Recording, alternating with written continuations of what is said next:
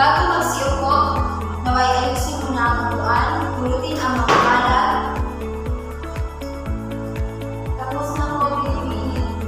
Magsiupo ang mga. Maraming salamat.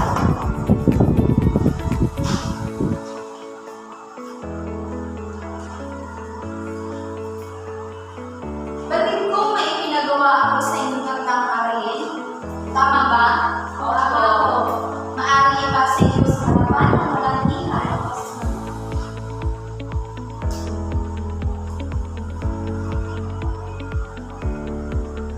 Na ipapagawa sa inyo. Maaari bang basahin ang panuto? Pagkakat ang klase sa tatlo. Magkaroon ng gawain sa klase na kung saan ang guro ay pinabigay ng mga katanungan. Bibigyan ko kayo, ipapagkat ko kayo sa tatlo. Unang pangkat, pangalawang pangkat, at ikatlong pangkat. Bibigyan ko kayo ng mga katanungan na maaaring mong sagutan.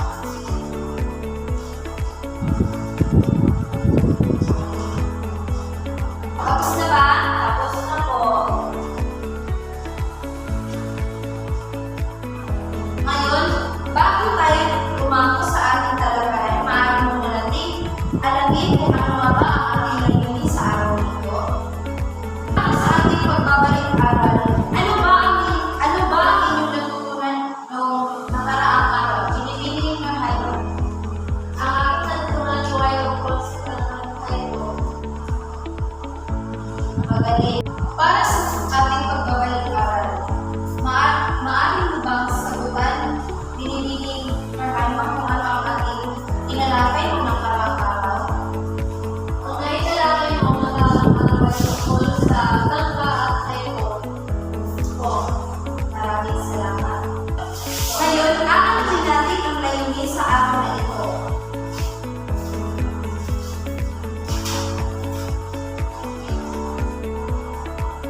Maaari na ba basahin ang layunin? Sa pagtatakbo sa araling ito, ang mga mag-aaral ay naasahan kay pangalas ng mga sumusunod na may pagtatakbo. Ay paniniwala ang sanhi at bunga ng mga pangyayari. Nagagamit ng gusto ang mga paugnay at nagagamit sa pagbibigay ng sanhi at bunga. Nakabuo ng mapusapang ay sanhi at bunga. Ngayon, tutungo na tayo sa ating pagtatalakay. At kung alam na ninyo ang layunin o paksa na ating tatalakay sa araw na ito. Sanhi at bunga. Ibigay tayo maaaring bang basahin ang sanhi? Ang sanhi ay nagtuturo sa dahilan kung bakit natawag ang isang pangyayari. Ito ay nagsasabi ng mga kalalihanan ng mga pangyayari. Binibiling ng tayo maaaring bang basahin ang bunga. Ang bunga ay resulta o pinangalabasan o dulot ng isang gawa o pangyayari.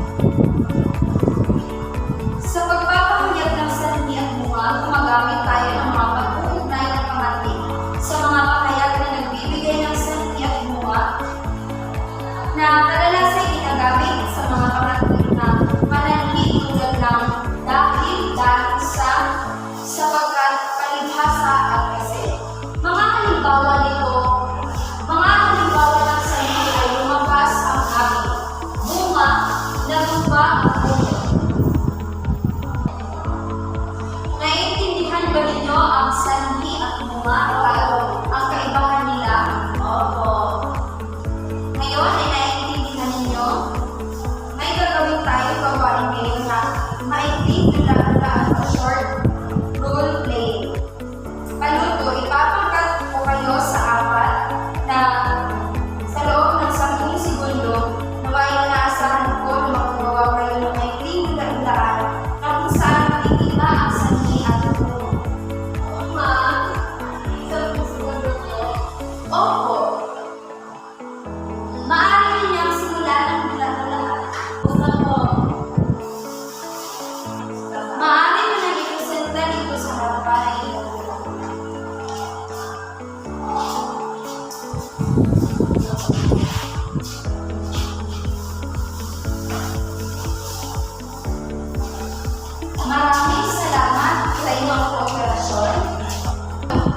Maaari kayong kumuha ng isang talagang papel at maaari ninyo na babasahin ang palungko. Nasa mo sa sanhi at sa luhikan, habang ang buhay ay lugar. Maaari ninyo na simulan. Tapos na ba? Oo. Ipasa sa harapan. Binibining Laika, maaari